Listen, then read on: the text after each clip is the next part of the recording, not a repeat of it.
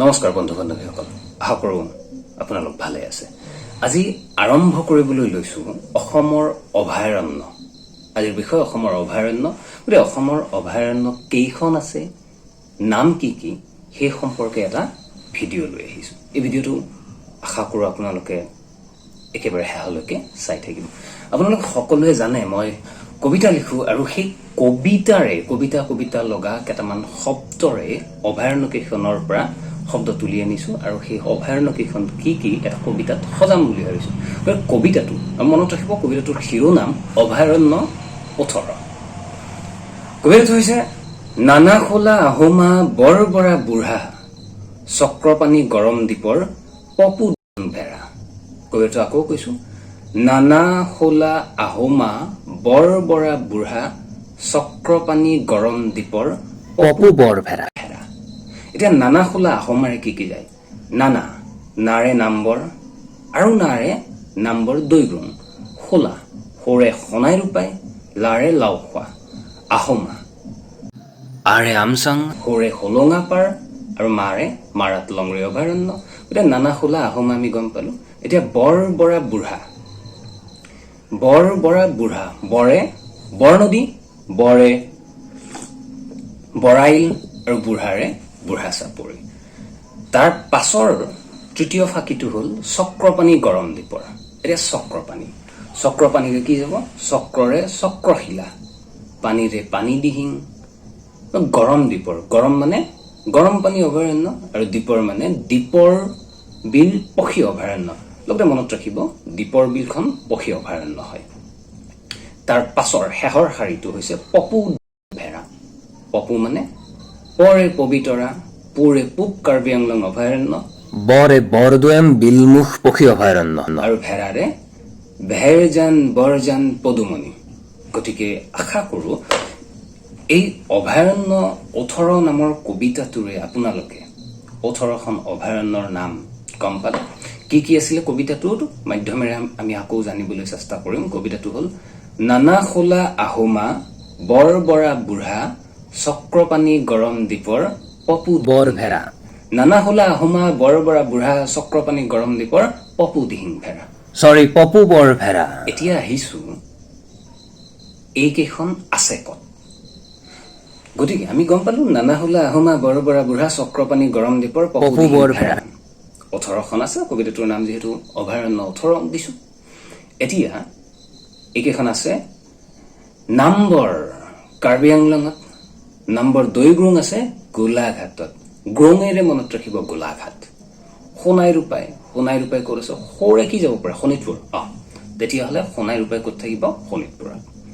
লাও খোৱা, লাৱেৰে এখন জিলা আছে। কাৰ পাছফালে আছে? গাঁও, নগাঁও। লাও খোৱা ক'ত থাকিব? নগাঁৱত। আমচাং আমি সকলোৱে জানো, আমচাং আছে কামৰূপ মহানগৰ, মানে গুৱাহাটী বুলি ক'লে ভুল নহয়। গতিকে আমচাং আছে কামৰূপত। হলঙাপাৰ আছে, হলঙাপাৰ গিবনখন ক'ত আছে? আমাৰ যোৰহাটত। তাৰ পাছত আহিল মাৰাত লংৰি, লঙেৰে মনত ৰাখক আংলং মানে কাৰ্বি আংলং। মাৰাত লংৰি আছে কাৰ্বি আংলঙত। বৰনদী ক'ত থাকিব? বৰনদী ওদালগুৰি, সেইটো সকলোৱে জানে, মনত ৰাখক বৰনদী ওদালগুৰি। এতিয়া আহিল বৰাইল ক'ত আছে? বৰাইল আছে কাছাৰ আৰু কৰিমগঞ্জক সীমা চুই আছে মানে। গতিকে বৰাইল ক'ত থাকিল মনত ৰাখক? কাছাৰ আৰু কৰিমগঞ্জ। তাৰ পাছত বুঢ়া চাপৰি ক'ত আছে? বুঢ়া চাপৰি আছে শোণিতপুৰত আমি দুখন পালো, এখন পালো সোণাই ৰূপাই আৰু এখন পালো বুঢ়া চাপৰি। তাৰ পাছত আহিল চক্ৰশিলা। এই চক্ৰশিলাখন আছে কোকৰা ধুবুৰী, মানে কোকৰাঝাৰ আৰু ধুবুৰীত। তাৰ পাছত পালো পানী দিহিং আছে শিৱসাগৰত। গৰম পানী, এইবাৰ গৰম পানী ক'ত আছে? কাৰ্বি আংলং। গতিকে কাৰ্বি আংলঙত আমি কেইখন পালো এতিয়ালৈকে? নাম্বৰ পাৰো এখন, মাৰাত লংৰি পালো 2খন আৰু পালো গৰম পানী 3খন পালো। আৰু এখন পাম দ্বীপৰ বিল পক্ষী অভয়াৰণ্য ক'ত আছে? কামৰূপ মহানগৰত দুখন হ'ল, এখন আছিলে আমচাং আৰু এখন এইখন দীপৰ বিল পক্ষী অভয়াৰণ্য। তাৰ পাছত আমি পালো পবিতৰাটো মনত ৰাখক, কোনোবা যদি বন্ধু আছে, মোৰ এজন বন্ধু আছে কবি বন্ধু, গতিকে সেই কবি বন্ধুৰ নামেৰে মই মনত ৰাখিছো পবিতৰা ক'ত আছে, মৰিগাঁও। তেওঁ এখন কাব্য আলোচনীৰো নিৰ্মাতা হৈ আছে। তাৰ পাছত মই কৈছিলো যে কাৰ্বি আংলঙত আৰু এখন আছে, কাৰ্বি আংলঙত সেইখন আছে পূব কাৰ্বি আংলংখন। পূব কাৰ্বি আংলংখন ক'ত আছে, কাৰ্বি আংলং জিলাত। এইবাৰ আহিছো বৰে হৈছে বৰদৈয়াম বিলমুখ পক্ষী অভয়াৰণ্য, আৰু এইখন ক'ত আছে, এইখন আছে ধেমাজি আৰু লখিমপুৰৰ মাজত। মোৰ মুখত তেতিয়াৰ পৰা দিহিং পাতকাইটো ফুটি আছে, গতিকে ক্ষমা কৰিব, দিহিং নহয়, আচলতে বৰদৈয়াম হয়। পাছত আছিল একেবাৰে শেষৰ কোনখন কোৱা নাই, 18 নম্বৰখন, ভেৰজান, বৰজান, পদুমণি। ভেৰজানত এটা ভেৰজান ললো, বৰজান যদি আমি এটা ধৰো একে 2, আৰু পদুমণি যদি ধৰো 3 হ'ল, গতিকে তিনিৰে কি যাব জিলাখনৰ নাম, তিনিচুকীয়া।